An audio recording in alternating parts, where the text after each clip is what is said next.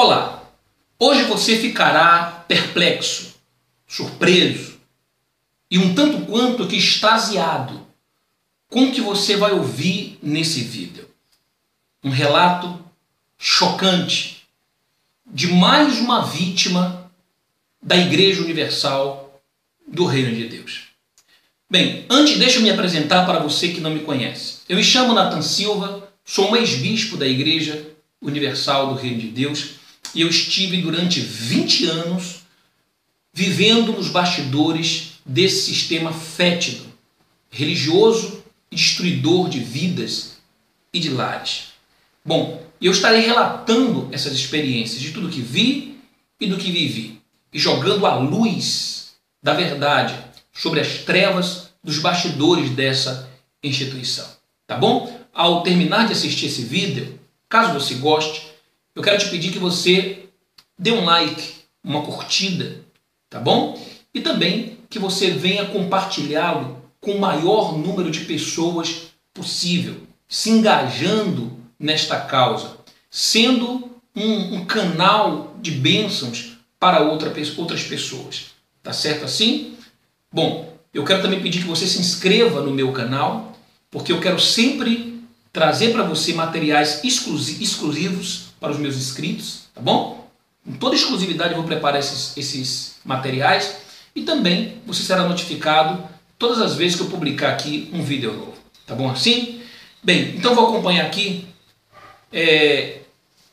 o relato dela. Ela diz assim, olha: boa noite, tenho acompanhado os relatos e de alguma forma acho que, por mais triste que seja, eles servirão para ajudar alguém a abrir os olhos.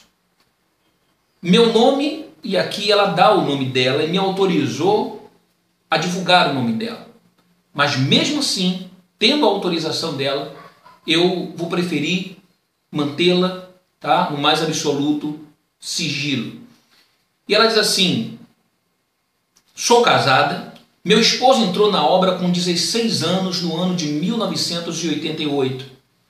Ele foi para o sul, onde o trabalho estava iniciando, onde passou muita fome e frio lá.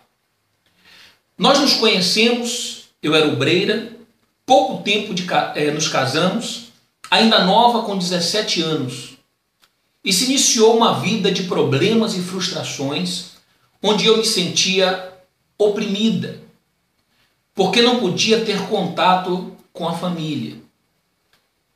E no sul, os gaúchos têm essa aproximação, e não podia ter amizade com ninguém que não fossem pastores e esposas. Vizinhos, somente bom dia e mais nada. Uma vida vazia. Casei e minha família me deu tudo. Minha família me deu tudo. E quando eu saí, eu não tinha nada, diz ela aqui. Ela diz que a família deu tudo quando eles se casaram e quando saíram sem nada. No sul ficamos com o bispo Gerson Cardoso, que nos consagrou na época, e ficamos algum tempo até o bispo Macedo ir e entrevistar alguns. E os que não tinham filhos seriam transferidos. E como nós não tínhamos, fomos para Salvador, onde passei os piores momentos da minha vida. Amadureci na força. Nunca aceitei injustiça. E ficar calada e suportar tudo sem poder ter contato com os meus pais e familiares. Isso me trouxe muito prejuízo físico e psicológico. Fomos humilhados na época do bispo Júnior Reis, que gritou comigo e eu respondi: isso era o fim para eles. Alguém bater de frente. Mas por ele ver meu jeito assim, nos trouxe para perto dele, onde trabalhei no escritório da Catedral de Salvador, aonde o Senhor prestava contas na época. E eu era quem cuidava do Jornal do Estado, Meu esposo ficava em uma igreja e quase não nos víamos. Isso foi por um bom tempo, onde fui assediada por bispos e pastores lá dentro, pastores regionais, que davam em cima de mim, descaradamente. Mas eu me dava o respeito e ficava calada. Escondia isso do meu marido. Uma certa vez, o bispo, o Senhor deve conhecer ele, me disse que eu era muito bonita e perguntou o que eu estava fazendo casada com meu marido e se podia ter outro que era muita areia para o caminhão dele. Quer dizer, o bispo falou para ela que ela era muito bonita e o que ela estava fazendo casada com o marido dela, que ela era muita areia para o caminhão dele. Isso me deixou com nojo, diz ela. Trabalhava dia e noite, não tinha vida. Era direto ouvindo e vendo coisas absurdas. Humilhações com auxiliares e etc. Foi aí que comecei a ficar doente e pedi para voltar para o sul. O bispo gritou, humilhou meu marido e disse que não íamos voltar. Aonde o bispo Gerson, na época, até queria a gente de volta por conhecer a índole do meu esposo, que sempre foi correto. Aí ele foi e desobedeceu. Perdão, deixa eu só subir um pouco aqui, que eu acho que desceu demais. Vamos lá. Aqui. Fiz a primeira cirurgia na Bahia e começou o meu tormento. Fiquei afastado do escritório, morando em uma casa velha, operada. E era época de fogueira santa. E meu esposo foi para uma região onde ele pediu para o pastor me levar um remédio em casa. E o infeliz do pastor disse a ele: você não vai levar nada. Deixa ela morrer. E aí você casa com outra.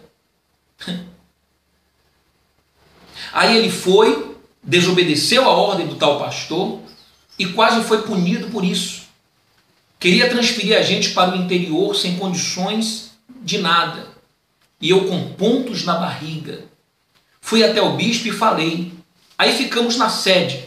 Resumindo, passou um tempo, fomos transferidos para o sul, onde ficamos e tive que fazer uma nova cirurgia, aonde quase morri.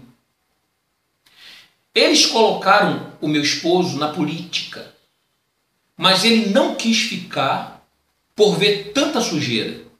Então fomos para o Maranhão, onde fui operada e com a barriga costurada e nem os pontos deu tempo de tirar.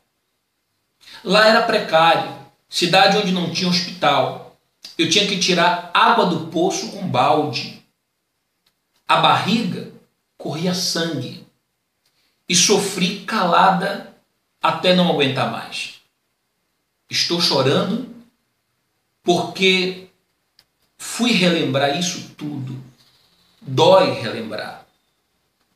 Lá fiquei calada e ele foi abençoado, entre aspas, ela escreve, porque a fogueira santa dele foi boa, então ele foi premiado como regional e eu estava melhor. Aí fui fazer rádio na época, era o bispo João Leite que estava lá. Eu trabalhava no escritório, tinha reunião na catedral, onde eu fazia reuniões de mulheres, falava de algo que não vivia, falava de casamento e o meu estava destruído. Não aguentava mais, tinha que suportar.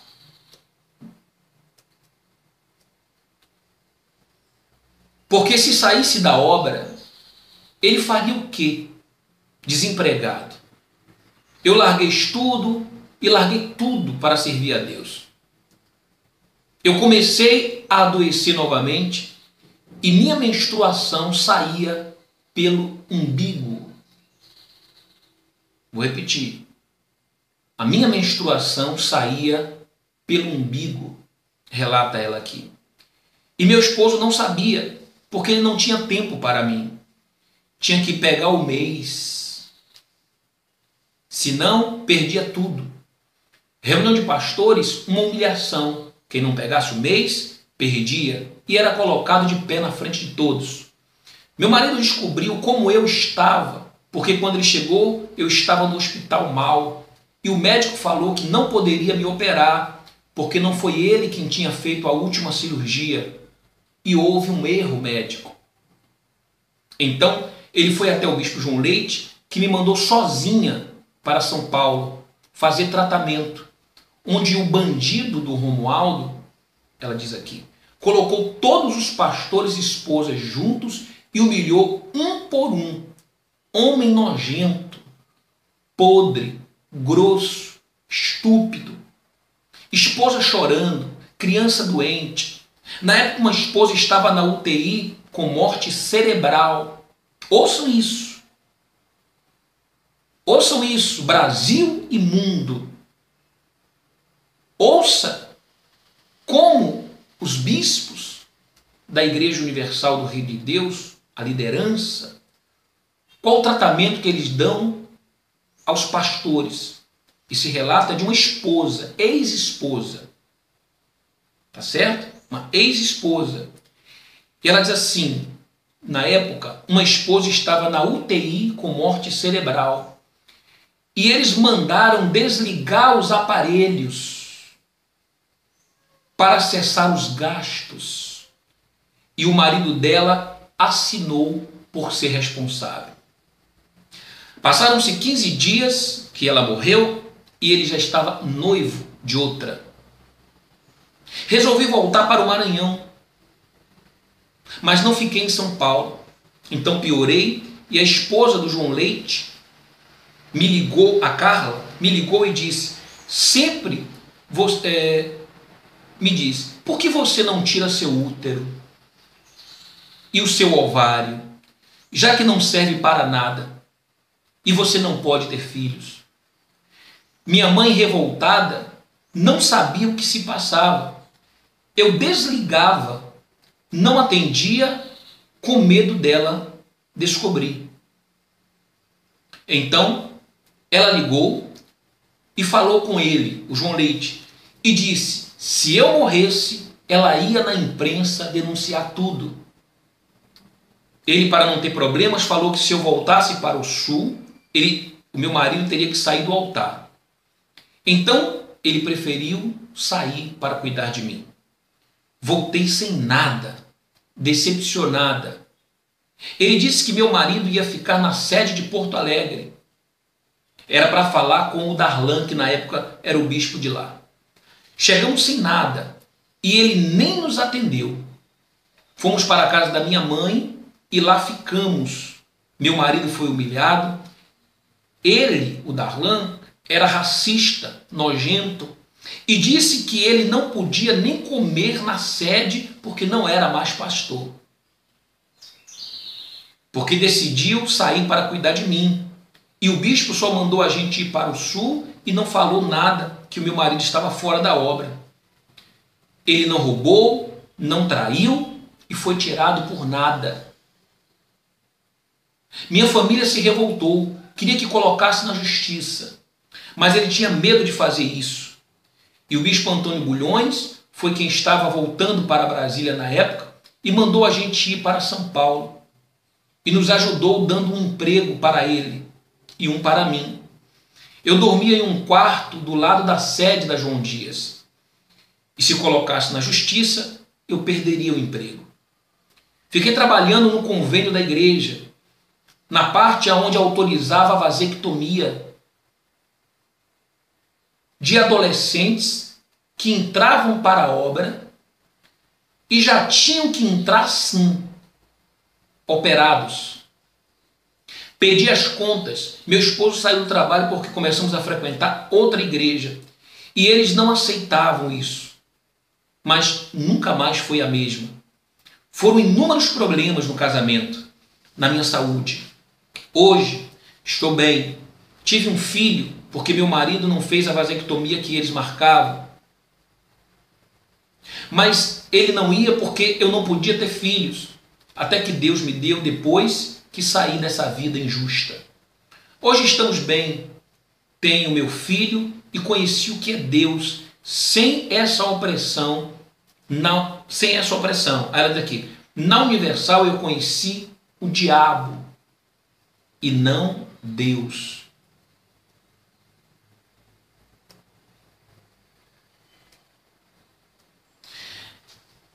Você se depara com a injustiça, o preconceito. O bispo falou que eu era branca e meu marido era negro.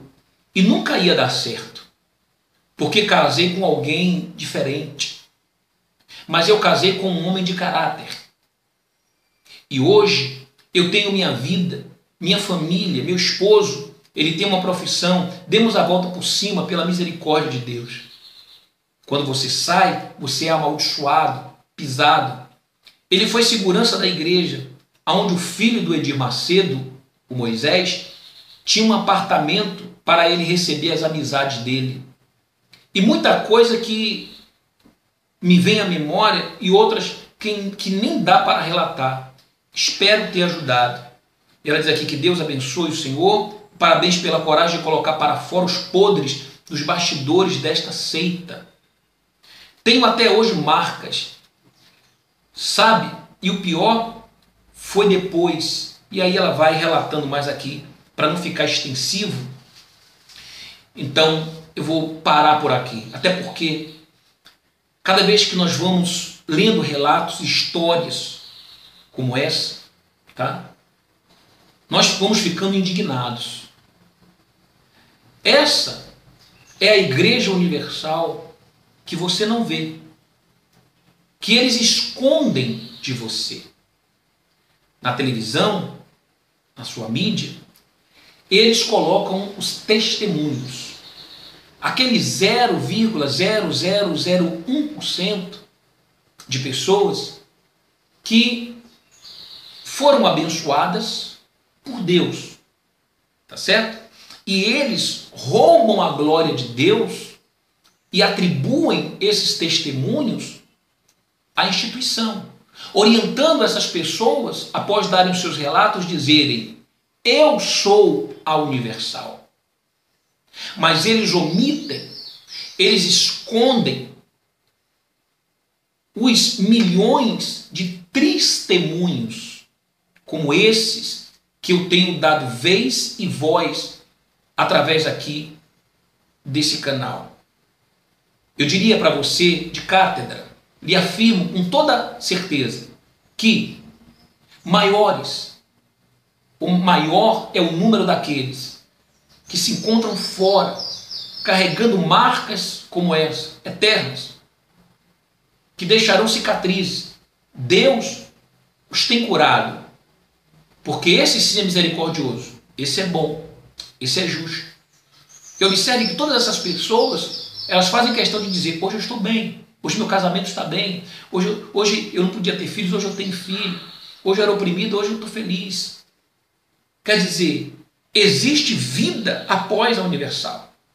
Eles trabalham na mente da pessoa para que ela pense que ela só vai ter vida, só vai ser feliz se ela viver dentro da Igreja Universal do Reino de Deus. Se ela for para outra denominação, tá? Então a vida dela está amaldiçoada. Vocês viram aqui ela dizendo: eles amaldiçoam a pessoa. Mas não é isso que nós temos visto. E eu digo que maior é o número daqueles que estão fora e que um dia foram destruídos, arruinados, marcados por essa instituição, por esse sistema, do que aqueles que estão lá dentro. Tá certo? Dentre os quais apenas 0,0001% tem alguma coisa para contar, porque a esmagadora maioria não tem.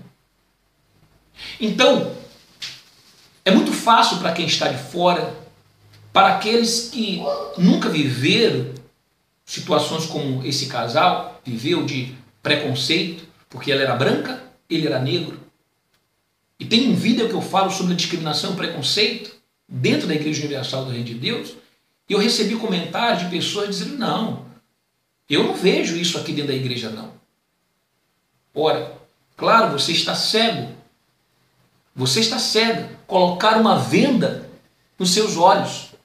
Há uma escama negra aí, vendando, tapando os seus olhos.